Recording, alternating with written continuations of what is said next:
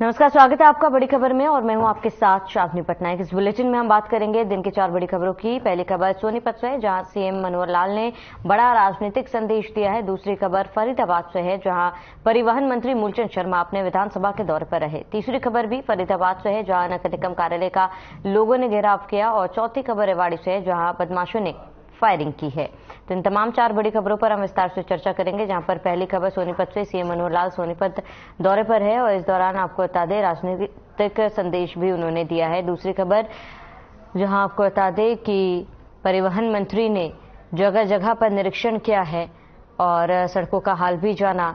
और वहीं तीसरी खबर जहां आपको बता दें कि लगातार काम किया जा रहा है। चौथी खबर बदमाशों के हौसले लगातार बुलंद होते हुए नजर आ रहे। इन तमाम 4 बड़ी खबरों पर हम विस्तार से चर्चा करेंगे और जानेंगे, जहां आपको बताते कि आज सोनीपत दौरे पर है सीएम मनोहर लाल और इस दौरान राजनीतिक संदेश तो दिया ही, इसके साथ ही 2024 के लिए उन्होंने अपने कार्यकर्ताओं में हुंकार भी भरी है।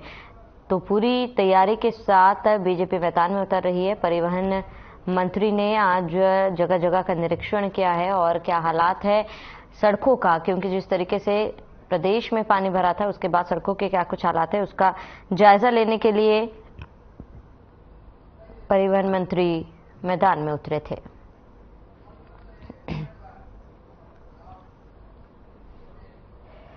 मुख्यमंत्री मनोहर लाल आज सोनीपत के दौरे पर पहुंचे और इसी बीच सोनीपत की धरती को मुख्यमंत्री मनोहर लाल ने बड़ा राजनीतिक संदेश दिया।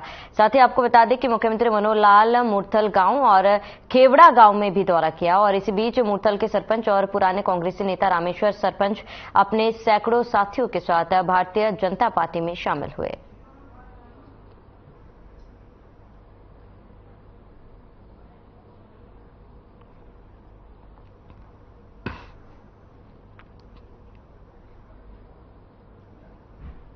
तो सैकड़ों लोग आज बीजेपी में शामिल हुए। सीएम के मौजूदगी में कई मंत्री बीजेपी में शामिल हुए हैं और सीएम ने बड़ा राजनीतिक संदेश भी दिया है। इस दौरान बता दें कि चुनाव में बेहद कम समय बाकी है और ऐसे में सभी पार्टी अपनी अपनी तैयारियों पे है और इसी बाबत आपको बता दें सीएम मनोहर लाल सोनीपत दौरे पर पहुंचे थे। यहाँ पर सीएम ने बड़ा राजनीतिक संदेश लोगों में दिया। इसके साथ ही कई मंत्री जो थे आज बीजेपी में शामिल हुए हैं, जिनका स्वागत सीएम ने किया है। तो सीएम का सोनीपत दौरा आज और ऐसे में कई राजनीतिक संदेश सीएम मनोहर लाल ने दी है, जहां सीएम ने बड़ा राजनीतिक संदेश देते हुए कई कांग्रेसी बीजेपी में शामिल हुए और सीएम का सोनीपत दौरा, जहां सीएम ने बड़ा राजनीतिक संदेश दिया।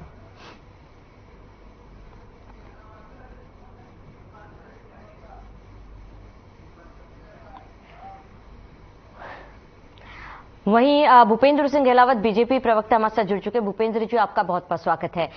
क्योंकि सोनीपत दौरा था आज, बड़ा राजनीतिक संदेश भी दिया है। जाहिर सी बात और साफ तौर पर दिख रहा है बीजेपी चुनाव के लिए पूरी तरीके से तैयार है। देखिए, आदरणीय मनोहर लाल जी ने सोनीपत में आज कई जगह दौरा किया। एक तो खरखोदा में जो मूर्तियों का अनावरण हुआ, जो ब्रिगेडियर होशियार सिंह थे और जो दैया खाप के बहुत बड़े नेता जाटों के कुशल दैया थे, उनका हुआ। और कई जगह पर वर्करों के घर में चाय पीने का भी काम हुआ और अब पूरे एक्टिव मोड में आ गए हैं और उन्होंने पूरा तरह से वर्कर को एक तरह से तैयार कर दिया कि जो भी कल्याणकारी योजनाएं हमारे प्रदेश में लागू हैं उनको घर घर पहुंचाने के लिए भी उन्होंने संदेश दिया। और जो लोग बाढ़ से प्रभावित हो गए हैं उनके तरफ हर तरह की मदद पहुंचाने का काम हमारी सरकार कर रही है। माननीय मुख्यमंत्री जी ने कहा कि सभी कार्यकर्ता सभी जगह पहुंच करके जो भी जिस तकलीफ में है उसमें उसकी मदद करें। और हमारी सरकार और हमारे कार्यकर्ता हमारे मनोहर लाल जी खट्टर के नेतृत्व में और आदरणीय ओम प्रकाश धनखड़ जी के नेतृत्व में पूरी टीम तैयार है। आज गोहाना में भी वो जो जाट भवन की उन्होंने जमीन दी थी, उसका आज वो उद्घाटन करेंगे।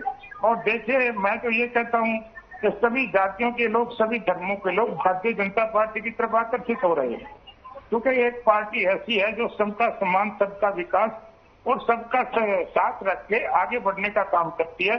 और मैं ये कहना चाहूंगा कि पूरे हम एक्टिव मोड में हैं और 10 की 10 लोकसभा की चुनाव जीतेंगे, इसमें किसी किस्म का कोई शक नहीं है। और उसके बाद विधानसभा में भी हमारी सीटें पूरे बहुमत से चुनाव जीत कर आएगी। बिल्कुल भूपेंद्र जी, क्योंकि चुनाव में बेहद ही कम समय बाकी है, चाहे लोकसभा चुनाव की बात कर ली जाए या फिर विधानसभा चुनाव की बात कर ली जाए, तमाम पार्टियां जो है फिलहाल पूरी मेहनत कर रही है। लेकिन अगर विपक्ष की बात की जाए तो विपक्ष ने कई आरोप लगाए हैं, कई मुद्दे भी उठाए हैं। आपको लगता है कि आने वाले चुनाव में ये जो मुद्दे विपक्ष द्वारा उठाए जा रहे हैं, इसका असर पड़ेगा? हरियाणा में विपक्ष तो कहीं है ही नहीं। मैं तो कहता हूँ किसी पार्टी का कुछ नहीं। पिछले आप कितने चुनाव देख लीजिए, 2005 के बाद चुनाव देख लिए, कांग्रेस का क्या हाल होता रहा। लोकदल एक सीट पे सड़कते रह गई, 1% वोट भी नहीं मिला। आम आदमी पार्टी को 1% भी वोट नहीं मिला। हरियाणा में तो विपक्ष नाम की कोई चीज है ही नहीं। और जो कांग्रेस के कुछ लोग हैं, उनकी जो उनका जूत बजा हुआ है, सड़कों पर जूत बजा है, उनका भी कुछ नहीं रहा। वो एक दूसरे पर लांछन लगाने का काम करते हैं। और कांग्रेस के तो ज्यादातर नेता बेल पर हैं और आम आदमी पार्टी के तो नेता जेलों में भी हैं। इसलिए सिर्फ एक ही पार्टी बची है, भारतीय जनता पार्टी, जिसकी कल्याणकारी नीतियों से आकर्षित होकर पूरे देश की और हरियाणा प्रदेश की जनता भारतीय जनता पार्टी की तरफ आकर्षित हो रही है। और मैं ये कहना चाहूंगा कि आने वाले 2024 में लोकसभा के चुनाव में भी सभी पार्टियों की जमानतें जब्त होगी और विधानसभा में भी इसी किस्म के रिजल्ट आपको देखने को मिलेंगे। ठीक है भूपेंद्र जी, जुड़ने के लिए आपका बहुत बहुत शुक्रिया। खबर बल्लभगढ़ से है, जहां परिवहन मंत्री मूलचंद शर्मा अपने विधानसभा के दौरे पर हैं, जहां बल्लभगढ़ सेक्टर 25 के अटल पार्क मोहना रोड नाले पर चल रहे सफाई कार्य और गौछी ड्रेन पर चल रहे सफाई कार्य का जायजा लिया। परिवहन मंत्री मूलचंद शर्मा ने सेक्टर 25 में करीब 800 मीटर लंबे फुटपाथ के सौंदर्यकरण के कार्य का स्थानीय लोगों के हाथों नारियल फुड़वाकर शुभारंभ किया है। तो परिवहन मंत्री बल्लभगढ़ दौरे पर रहे और इस दौरान उन्होंने सड़कों का जायजा भी लिया है। आपको बता दें कि मूलचंद शर्मा ने रोड का निरीक्षण किया।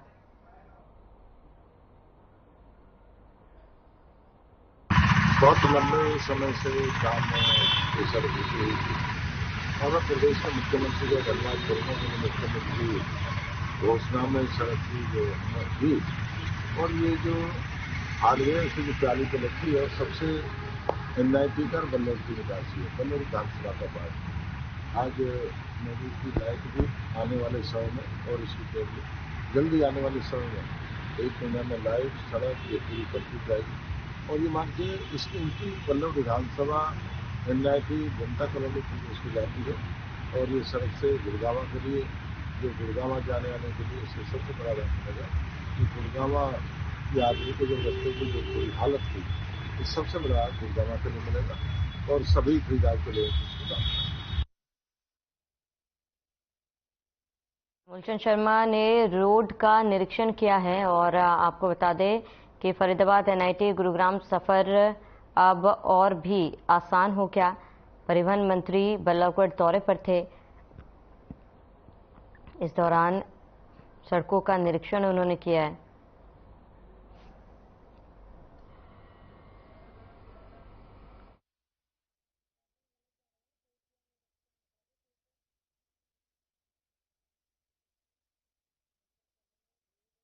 निरीक्षण किया है और आपको बता दें मूलचंद शर्मा ने आपको बता दें बल्लभगढ़ दौरे पर रहे और इस दौरान तमाम जो काम चल रहे थे उसका निरीक्षण किया, जायजा लिया है और इसके साथ ही NIT गुड़गांव का रास्ता जो है और भी ज्यादा आसान हो चुका है और ऐसे में लोगों को काफी ज्यादा आसानी होगी। वहीं ज्यादा जानकारी के लिए संवाददाता मोनू पंचवाल हमारे साथ जुड़ चुके। मोनू, क्या जानकारी, परिवहन मंत्री का दौरा था और ऐसे में क्या कुछ बातें सामने आई आज उनके दौरे से?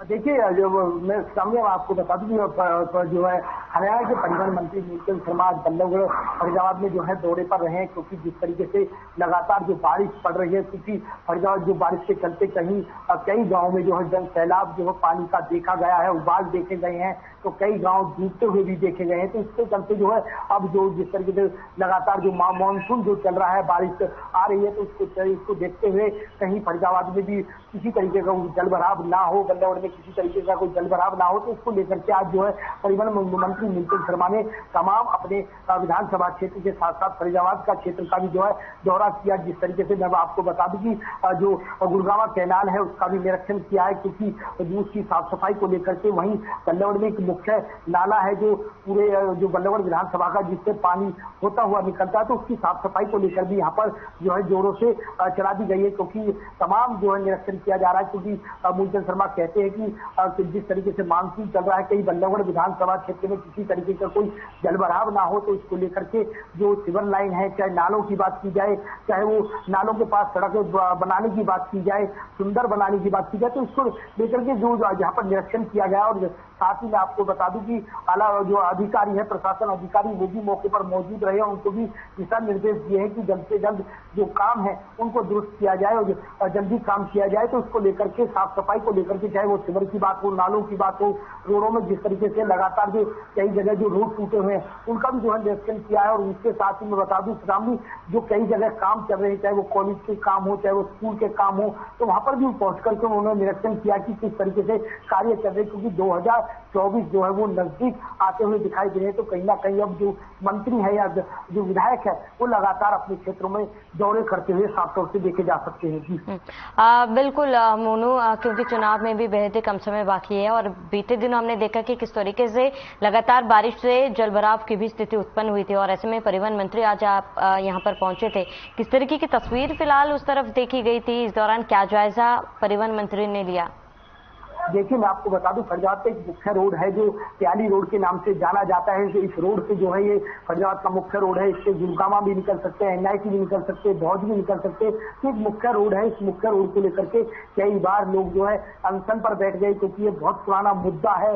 इसको लेकर के, रोड को लेकर के राजनीति जो है बहुत ज्यादा रही है इस प्याली रोड को लेकर के। लेकिन अब जो है जिस तरीके से अब कुछ लोग जब धरने पर बैठने की बात यहाँ पर की जा रही थी, तो इसको लेकर के अब उस रोड को जो है चालू कर दिया गया है, दोनों तरफ से चालू कर दिया गया है। लेकिन आज परिवहन मंत्री मूलचंद शर्मा उस प्याली रोड को लेकर के निरीक्षण करने पहुंचे और वहां पर जो खामियां थी उनको देखते हुए वहां पर काम सही तरीके से करने के आदेश यहाँ पर दिए गए। और उसके साथ ही मैं श्रावणी बता दूं कि इस रोड पर जो है लाइट लगवाने का भी जो है वायदा करते हुए जो दिखाई दिए हैं कि मूलचंद शर्मा ने कहा कि इस रोड पर लाइट लगाई जाएंगी, जिस तरीके से अंधेरा ना रहे। तो उसको लेकर के प्याली रोड का भी यहाँ पर निरीक्षण किया गया है, क्योंकि श्रावणी इसके साथ साथ मैं बता दूं जिस तरीके से अम्बाला में लगातार जिस तरीके से जल भराव रहा, क्योंकि अम्बाला शहर जो है वो समंदर के रूप ले चुका था। तो उसको लेकर के भी यहाँ पर फरीदाबाद का कोई इस तरीके का कोई विकराल रूप ना ले बरसात के चलते। तो यहाँ पर साफ सफाई को लेकर के, नालों की सफाई को लेकर के, सिवर की लाइनों को लेकर के तो यहाँ पर दुरुस्त करने की बात यहाँ पर की गई है। और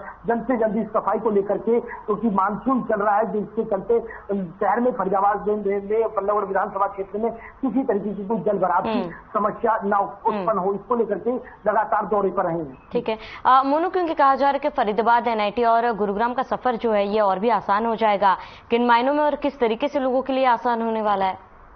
देखिए, इस रोड के चलते जब ये रोड बंद था, तो इस रोड के बंद होने के चलते लोग फरीदाबाद से गुजरते हुए जो है सूरजकुंड होते हुए जब जो है गुड़गावा के लिए निकलते थे। लेकिन अब जो है बहुत जो प्याली रोड है फरीदाबाद के लिए, बहुत गुरुग्राम के लिए बहुत नजदीक है, क्योंकि लोगों के लिए सुगम जो है रोड बन चुका है। क्योंकि इस रोड से होते सीधे गुड़गावा रोड पर चढ़ जाते, तो उसको लेकर के यहाँ पर लोगों में काफी उत्साह देखा गया, क्योंकि लोगों का ये कहना है कि काफी अरसे के बाद अब ये रोड चला है। तो उसको लेकर के जो रोड पर जो सफर करने वाले लोग हैं उनमें काफी उत्साह देखा जा रहा है कि ये रोड जो है काफी टाइम बाद चला है। अब गुरुग्राम अब फरीदाबाद से दूर नहीं है, तो इसको लेकर के यहाँ पर लोग खुश होते हुए नजर आ रहे हैं। जी बिल्कुल मोनू, क्योंकि देखिए जाहिर सी बात है चुनाव में बहुत ही कम समय बाकी है और इस दौरे पर लगातार जो मंत्रियां हैं वो दौरे पर है। क्या लगता है कि इसका असर जो है आने वाले चुनाव में पड़ेगा?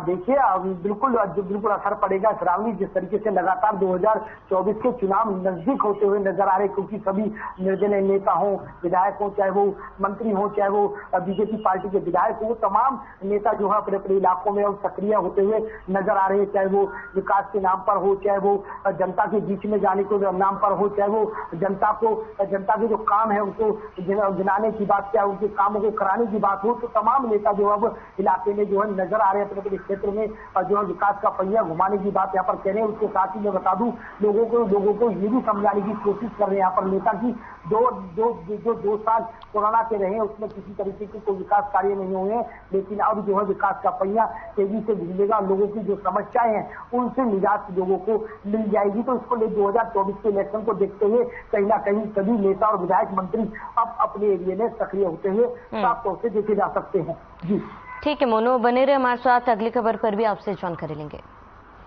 खबर फरीदाबाद के वार्ड नंबर 34 से है, जहां सीवर पानी और कूड़े की समस्या से परेशान लोगों ने नगर निगम कार्यालय पर प्रदर्शन किया। बता दें कि लोगों ने जमकर प्रदर्शन किया और इलाके की बदहाल व्यवस्था के लिए नगर निगम प्रशासन को जिम्मेदार ठहराया। पूर्व पार्षद का आरोप है कि वह कई बार निगम कमिश्नर को इलाके में व्याप्त समस्याओं को लेकर शिकायत कर चुके हैं, लेकिन किसी भी तरह का समाधान नहीं निकला और यही वजह है कि उनके वार्ड के लोग नरकीय जीवन जीने पर मजबूर है। पूर्व पार्षद में आरोप लगाते हुए कहा कि इलाके के विधायक उनके इलाके में विकास कार्य होने देना नहीं चाहते और यह बात उन्हें निगम के कर्मचारियों ने बताई है। लोगों की मांग थी कि नगर निगम कमिश्नर उनका ज्ञापन ले, लेकिन जब निगम कमिश्नर ज्ञापन लेने अपने ऑफिस से बाहर नहीं निकले तो लोग कमिश्नर ऑफिस के सामने ही बैठ गए और नारेबाजी करने लगे, जिसके बाद कमिश्नर ने उन्हें कार्यालय के अंदर बुलाकर ज्ञापन दिया।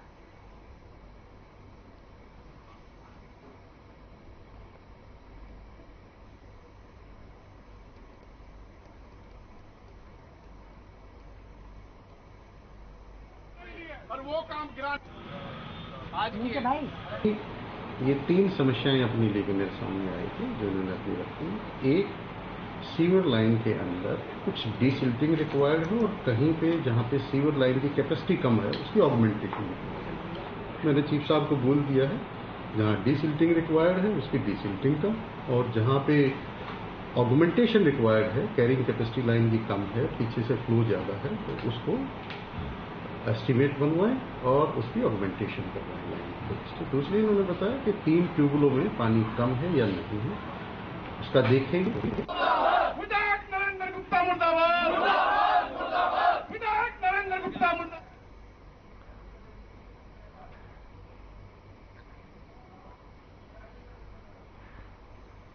तो निगम कमिश्नर को ज्ञापन सौंपा है और जगह जगह पर जिस तरीके से पानी जमा हो रहा है उसको लेकर लोगों ने प्रदर्शन किया है, नगर निगम कार्यालय का घेराव किया और इस दौरान निगम कमिश्नर को उन्होंने ज्ञापन भी सौंपा है। अब इस पूरे मामले पर क्या कुछ कार्रवाई की जाएगी ये देखना महत्वपूर्ण होगा। निगम कमिश्नर को ज्ञापन सौंपा है, नगर निगम कार्यालय का घेराव भी किया गया है और लोगों ने कार्यालय का घेराव किया। तो जगह जगह कूड़े की अंबार देखने को मिल रही है, जिसकी वजह से लोग काफी ज्यादा परेशान हैं। लोगों ने विरोध जताया है, नगर निगम कार्यालय का विरोध जताते हुए लोगों ने घेराव किया और नगर कमिश्नर को ज्ञापन सौंपा है। बता दें कि लगातार इसको लेकर शिकायत की जा रही थी, नाले के पानी जमाव हो रहा था और इसके साथ ही कूड़े का अंबार भी इकट्ठा हो रहा था, जिसके लेकर लोगों को आने जाने में काफी परेशानियों का सामना करना पड़ रहा था। कई बार शिकायत होने के बावजूद भी इस पर कार्रवाई नहीं की गई, जिस पर नाराज नगर निगम कार्यालय का घेराव किया गया। अधिक जानकारी के लिए संवाददाता मोनू पांचाल लगातार हमारे साथ बने हुए हैं। मोनू, क्या जानकारी फिलहाल, क्योंकि देखिए फिलहाल ज्ञापन तो सौंप दिया गया है, लेकिन क्या कुछ कदम उठाए जाएंगे फिलहाल?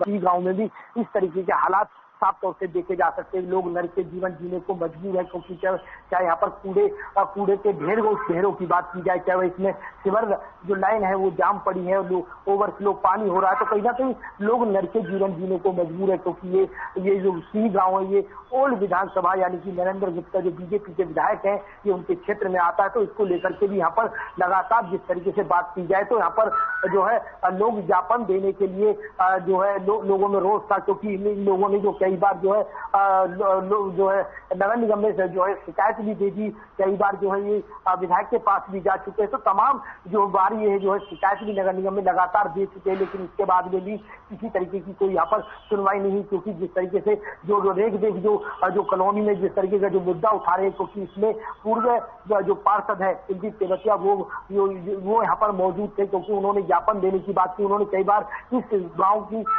की जो है शिकायत नगर निगम में दी है, चाहे वो नेताओं की बात की, नेताओं में भी गुहार लगा चुके हैं। तो इस तरीके की यहाँ पर किसी तरीके की जब सुनवाई नहीं हुई है तो यहाँ पर लोगों में काफी रोष देखा गया, और वो लोग जो है आज इकट्ठा होकर के नगर निगम के जो है प्रदर्शन करने पहुंच गए, और नगर निगम जो कमिश्नर है उनके दरवाजे पर पहुंचे और उन्होंने ज्ञापन देने की बात कही। तो ज्ञापन लेने के लिए कमिश्नर साहब सामने नहीं आए, और जो है लोगों ने गुस्सा आकर के वो गेट पर ही बैठ गए। और गेट पर बैठने के बाद में वापस जो है नगर निगम के खिलाफ नारेबाजी करते हुए साफ तौर पे देखे जा सकते हैं। तो इसको लेकर के जब उन्होंने जो कमिश्नर है जो नगर निगम के उन्होंने अंदर बुलाया और अंदर ही ज्ञापन लिया, और उन्होंने साफ तौर से आरोप लगाते हुए कहा कि जो विधायक है नरेंद्र गुप्ता वो विकास कार्य नहीं होने देते, की गाँव में कहीं ना कहीं की गाँव के लिए दुहात यहाँ पर की जा रही है। तो इस तरीके के आरोप यहाँ पर अधिकारी भी लगाते हुए आए। तो कहीं ना कहीं जो पूर्व पार्षद है कुलदीप तेवतिया वो भी यहाँ पर साफ तौर से इस बीजेपी पार्टी पर लगातार आरोप लगाते हुए नजर आ रहे हैं कि हमारे गांव के साथ दुहात किया जा रहा है, हमें नरके जीवन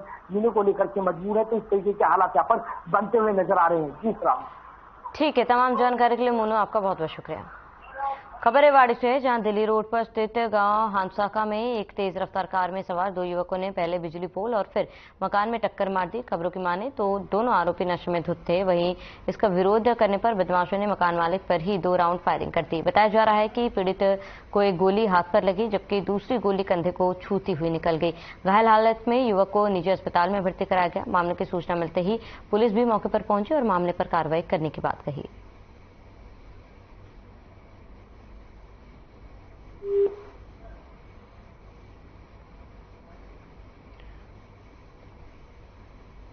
बदमाशों ने फायरिंग की है। आपको बता दें, फिलहाल पूरे मामले की जांच में पुलिस जुटी हुई है और बदमाशों के हौसले लगातार बुलंद नजर आ रहे हैं।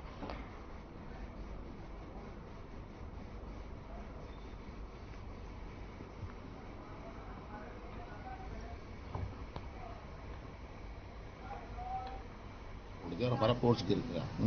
मैं वहां गया जी, तो वहां देखा तो वो जा रहे थे, तो मैंने उनको पकड़ने के लिए कि भाई ऐसे एक्सीडेंट करके कैसे जा रहे हो तुम। कितने लोग थे? वो 2 लोग थे। और मैंने कहा भाई पीसीआर का हमने फोन कर दिया, पुलिस आ जाती है। तब मैं जैसे उनको पकड़ने के लिए गया तो एक को जैसे हाथ लगा तो दूसरे ने बैग था उसके पास और बैग में से एकदम से गन निकाली और फायर कर दिया।